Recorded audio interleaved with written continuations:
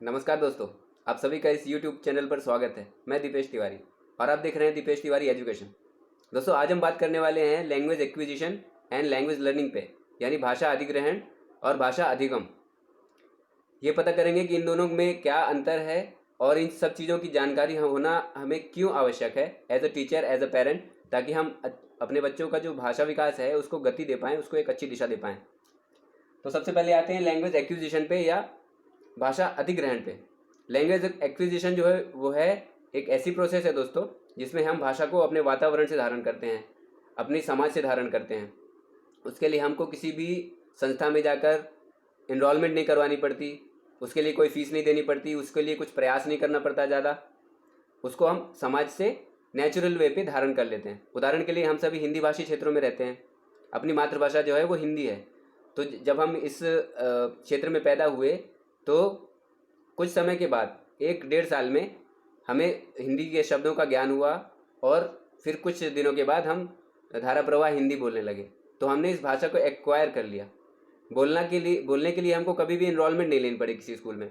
वो अलग बात है कि हमें बाद में लिखना सीखने के लिए और व्याकरण के दूसरे तत्वों को समझने के लिए बाद में हमने जब स्कूल में इनरोलमेंट लिया, फिर हमने ये सब चीज़ें पढ़ाई गई तो हमें इन सब का ज्ञान हुआ। लेकिन सिर्फ बोलने के उद्देश्य से हमने कभी भी हिंदी को जाके सीखने के लिए कहीं पर इनरोलमेंट नहीं लिया। ठीक इसी तरह से ये अन्य जो मातृभाषाएं हैं उनके लिए भी ये बात सत्य है कि जो बच्चे पंजाबी क्षेत्र में पैदा हुए हैं वो पंजाबी बोलेंगे ऑटोमेटिकली, उसके लिए उनको एफर्ट नहीं लगानी पड़ेगी। जो लोग मराठी हैं या बंगाली हैं, वो जिन जिन क्षेत्रों में पैदा हुए हैं वो उनकी मातृभाषा हो गई, तो वो सब ऐसी लैंग्वेज जो है वो एक्वायर कर लेंगे, उनको लर्निंग की ज़रूरत नहीं है उसकी। ऐसे ही जो दूसरे विदेशों में पैदा होते हैं, मान लीजिए कोई अमेरिका या इंग्लैंड में पैदा होता है बच्चा, या चाइना में पैदा होता है, तो चाइना वाला बच्चा चाइनीज़ बोलेगा नेचुरल तरीके से, बिना कोई एफर्ट लगाए। और ये जो एज है वो यही 2, ढाई, 3 साल के आसपास वो धारा प्रवाह अपनी भाषा बोलने लग जाएगा, अपनी मातृभाषा। चाइना वाला चाइनीज़ बोलेगा, जो मराठी क्षेत्र में पैदा हुए हैं महाराष्ट्र में, वो मराठी बोलेंगे। अमेरिकन जो लोग हैं वहाँ के बच्चे अमेरिकन इंग्लिश बोलेंगे, और यूके वाले इंग्लैंड की इंग्लिश बोलेंगे। तो ये है एक्विजिशन। भाषा को जब हम अपने वातावरण से धारण कर लें, अपने समाज से, अपने माता पिता से और जो अपने आसपास के लोग रहते हैं, तो ये प्रोसेस जो है, ये प्रक्रिया कहलाती है भाषा अधिग्रहण। दूसरी तरफ अब अगर आते हैं हम, तो भाषा जो अधिगम है, लैंग्वेज लर्निंग, उसके लिए हमें काफ़ी प्रयास करना पड़ता है। उसके लिए हमें दूसरी भाषा जब हम सीखते हैं तो बाकायदा उसका हम पाठ्यक्रम पढ़ते हैं, उस लैंग्वेज की ग्रामर पढ़ते हैं। एक अच्छे स्कूल में जाके दाखिला लेना पड़ता है पहले तो हमको, फिर ग्रामर पढ़ना है, उसका साहित्य पढ़ना है, और जो उसके पार्ट्स होते हैं लैंग्वेज के, कैसे उसका सिंटेक्स होता है, कैसे शब्दों को जमाना है, कैसे उसके वाक्य बनते हैं, ये सब हमको सीखना पड़ता है।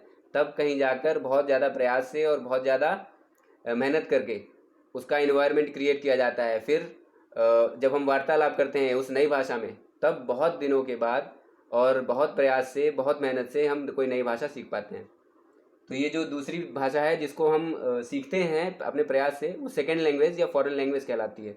उदाहरण के लिए हमारे लिए जो हिंदी है वो हमारी मातृभाषा है, और इंग्लिश जब हम बाद में पढ़ते हैं स्कूल में जाने के बाद, तो ये फॉरेन लैंग्वेज या सेकेंड लैंग्वेज हुई, या द्वितीय भाषा जिसको कहते हैं। इसके लिए हमें बाकायदा इसकी फ़ीस देनी पड़ती है, इसमें हमें खुद का भी प्रयास करना पड़ता है, और इसके लिए हमें घर में भी माहौल बनाना पड़ता है, और टीचर्स भी हमारा इसमें सपोर्ट करते हैं। अब मान लीजिए कि आप कोई भी लैंग्वेज सीखना चाहते हैं, सिखाना चाहते हैं अपने बच्चे को, तो उसके लिए आपको उस पर्टिकुलर लैंग्वेज का पहले तो टीचर चाहिए। फिर टीचर्स की डिमांड क्या होती है वो मैं आपको बता देता हूँ। टीचर सबसे पहले बोलते हैं इन्वायरमेंट बनवाने के लिए वो क्या क्या करते हैं। मान लीजिए उदाहरण के लिए इंग्लिश सीखना चाहते हैं, आप अपने बच्चे को इंग्लिश सिखाना चाहते हैं, तो टीचर्स क्या बोलेंगे, आप न्यूज़पेपर ले लीजिए इंग्लिश का, उसके अलावा इंग्लिश न्यूज़ सुनिए और बच्चे को भी सिखाइए, और मूवीज़ वगैरह हैं, जो सॉन्ग्स हैं, वो इंग्लिश में सीखिए, इंग्लिश में सुनिए।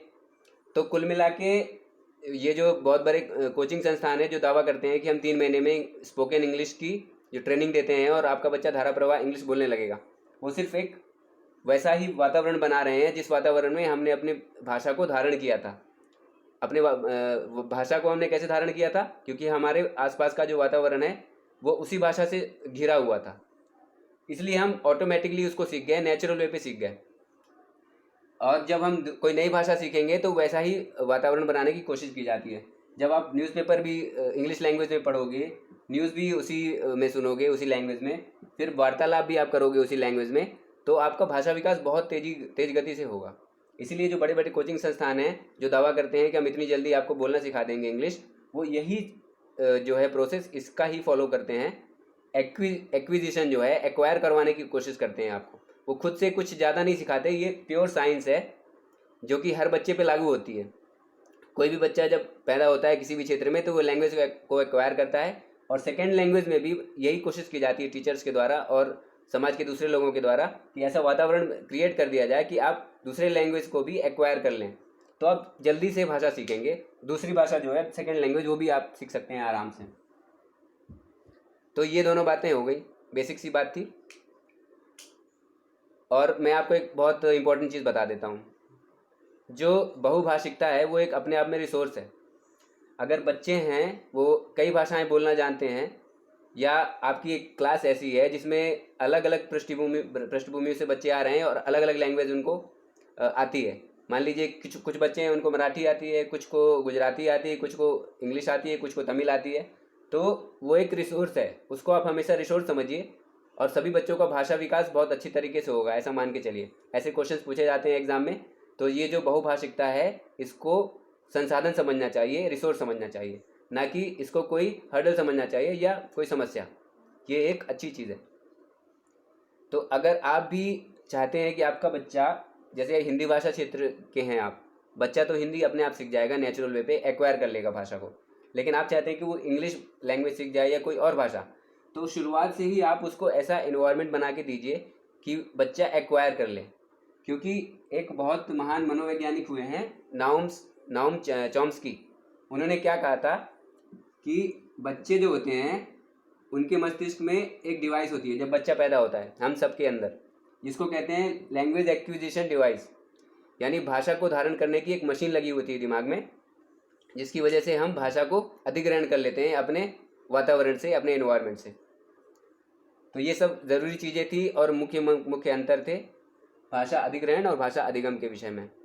आशा करता हूँ कि आपको दोनों का अंतर समझ में आ गया होगा। अगर आप भी बच्चे को कोई भाषा सिखाना चाहते हैं उसके भविष्य को लेकर, या इंग्लिश लैंग्वेज सिखाना चाहते हैं, तो इस तकनीक का यूज़ करके आप अपना बेस्ट दीजिए, वातावरण उसको ऐसा प्रदान कीजिए ताकि वो शुरुआत से ही उस वातावरण में ढल के एक्वायर कर ले लैंग्वेज को। जब लैंग्वेज को बच्चा एक्वायर कर लेगा तो बहुत जल्दी से उसका भाषा विकास होगा और बहुत जल्दी से वो कोई भी भाषा सीख सकता है। आशा करता हूँ कि आपको मेरी बताई हुई बातें समझ में आ गई होंगी, और अगर आपको ऐसे एजुकेशनल वीडियोस पसंद आ रहे हैं तो लाइक ज़रूर कीजिए, चैनल को सब्सक्राइब कीजिए और शेयर कीजिए अपने सगे संबंधियों में, अपने दोस्तों में। और मुझे कमेंट करके ज़रूर बताइए, अगर आपको कुछ प्रॉब्लम है, कुछ समस्या है, तो आप मुझसे पूछ सकते हैं और मैं उसका ज़रूर जवाब दूंगा। मिलता हूँ आपसे अगले वीडियो में, तब तक के लिए आप सभी का धन्यवाद।